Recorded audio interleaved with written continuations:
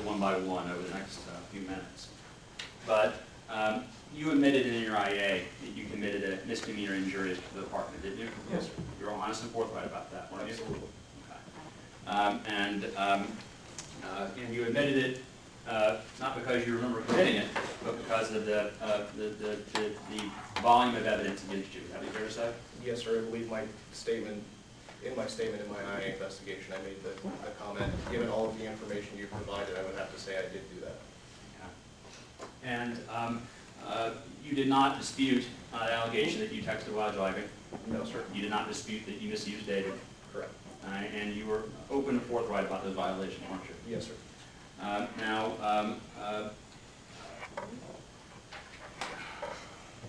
In your IA statement, well, first, let me hand you a copy of the sheriff's termination letter,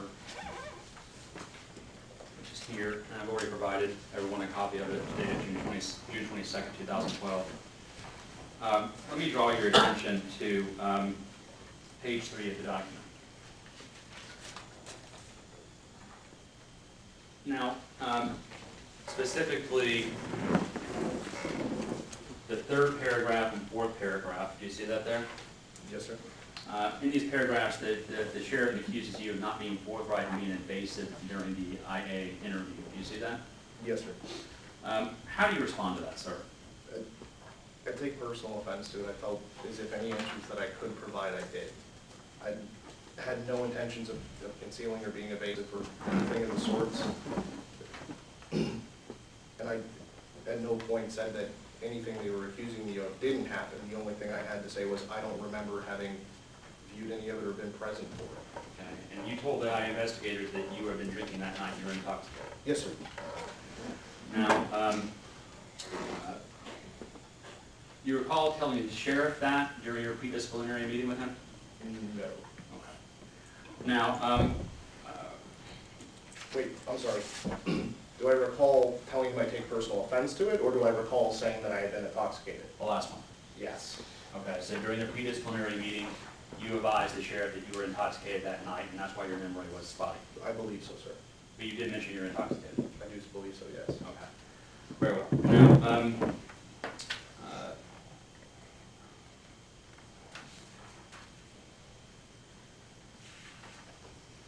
let's talk about the issue with Kelly Capps and Stephen Duhut. First, let's talk about the hubby and wifey text that we've seen. Yes, sir. Did you ever have any romantic interest in Kelly Capps? No, sir. Did you ever have any sexual or any other type of romantic relationship with Kelly Capps? Absolutely not, sir. Can you explain why can you explain why you call her wifey? I had started calling her wifey in response to her calling me hubby. It was nicknames. I didn't think anything of it. My particular circle of friends, we all end up having nicknames from someone else or something else. Kelly was even called a manatee at one point from a circle of friends. So, and it wasn't meant as a derogatory term or anything like that. It was just playful. Right. So you didn't mean to use the term wifey to be a term of endearment by any stretch? Not to indicate anything outside of a friendship, no, sir. And do you have any, did you ever make any overtures on Kelly Capps at all? Can you clarify what you mean by that? Did you ever attempt to date Kelly Capps? No, sir. I never asked her on a date or expressed interest in dating her or anything of the sorts. Now, we've heard testimony that you went to this Pearson family restaurant while she worked, where she worked a lot. Is that Yes, right? I've never been to Pearson. Tell me about the restaurants that are available there, sir. There's the Pearson Family Restaurant. It's locally owned and operated. There's a Chinese food place that you don't really eat at more than once ever. There's a barbecue stand that has very limited hours, and I believe sometimes there's a pizza place, but I can't recall if they're still open. So your best option is Pearson Family Restaurant. Yes, sir. The food's very good. So would it be fair to say that you went to the Pearson Family Restaurant not because of Kelly Capps, but because of the food? Yes, sir. And because of the lack of available options? Yes, sir. Even when Kelly wasn't working, it wasn't a deterrent for me to eat my meal break at the Pearson Family Restaurant. Okay, and that was your assigned zone? Yes, sir. All right. Now, At some point in time, did you, well, first let me go back to the party for a second. Was there any information that came through your ears that anybody, that Kelly Capps or Lindsay Haynes were in any way bothered or molested during this party? No, sir, not for this. That they had anything other than a good time? No, sir. You never heard that from any source? No, sir. Okay. Now, the issue of alcohol being provided to minors came up after you effected or facilitated the arrest of Stephen DeHutt. Would that be fair to say? Yes, sir. Okay. So up until that point, you had not received any objections from Lindsay Capps or Lindsay Haynes or Kelly Capps about alcohol being served at the party, and until after Mr. DeHutt had been arrested, correct? Correct. Okay. Now, let's talk about that incident involving Mr. DeHutt. Now, you recall receiving some text messages from Ms. Capps. I believe it was around or about November 11th, 2011.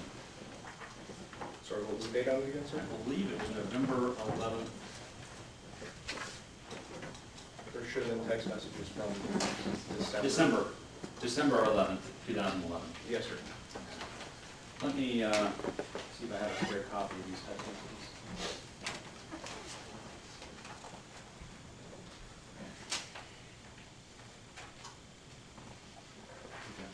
I'll book on with you. You recall this series of text messages between you and Ms. Capps?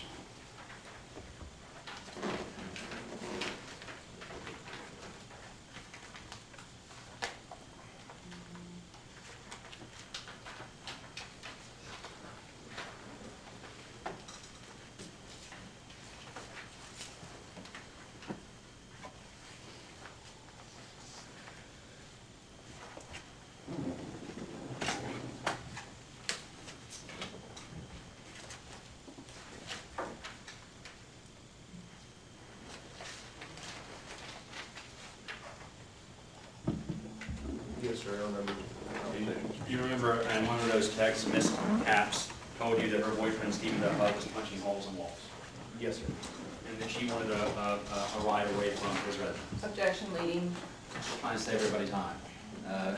Just rephrase the question. Very well.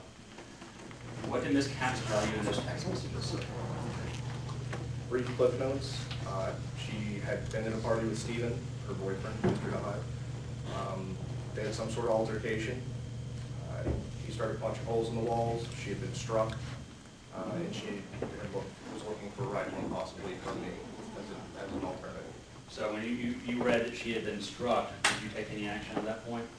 I attempted to probe into that portion of the conversation more so, and she didn't provide any additional information.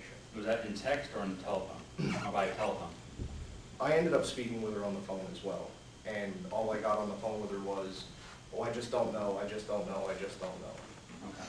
So she, would it be fair to say that she initially told you that Stephen DeHutt hit her and then he began to be in back? Objection, leading.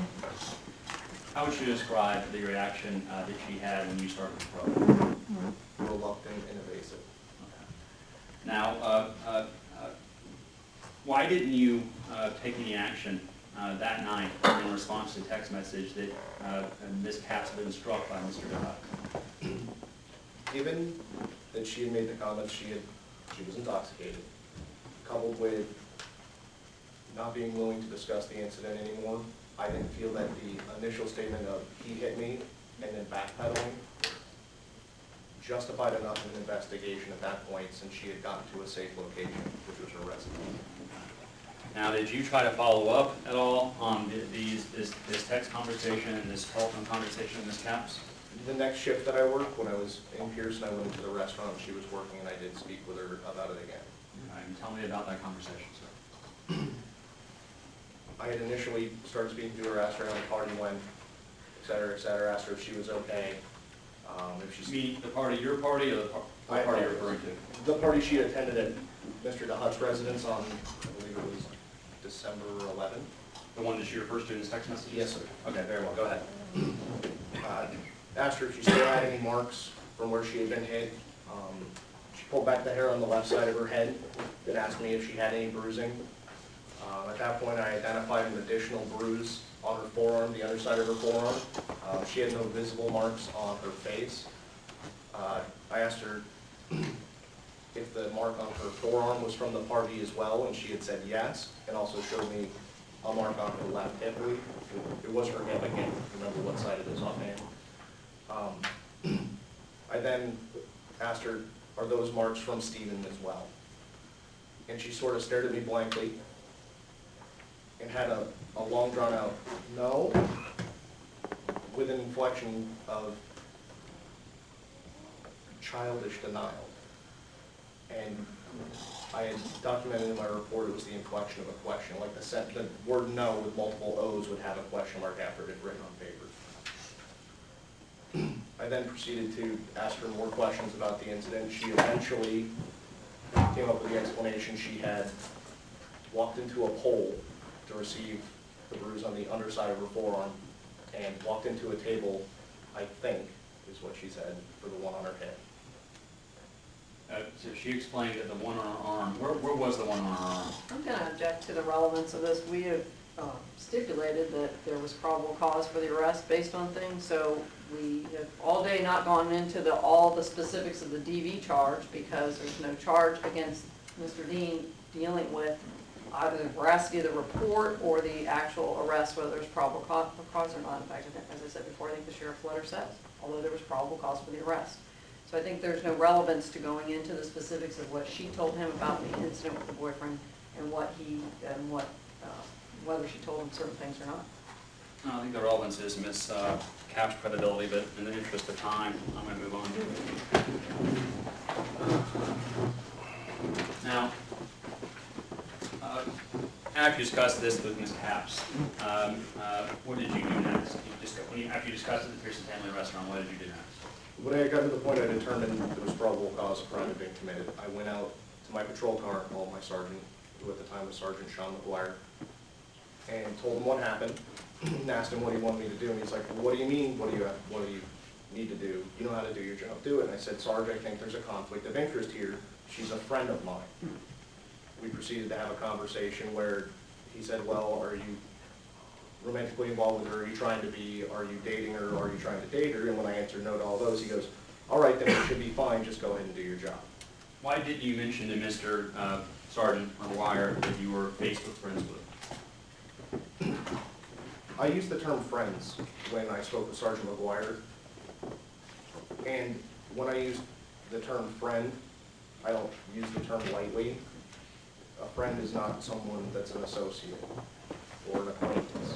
And I use the term friend thinking that it was substantial enough to explain that we're friends. And if I'm actually friends with someone in real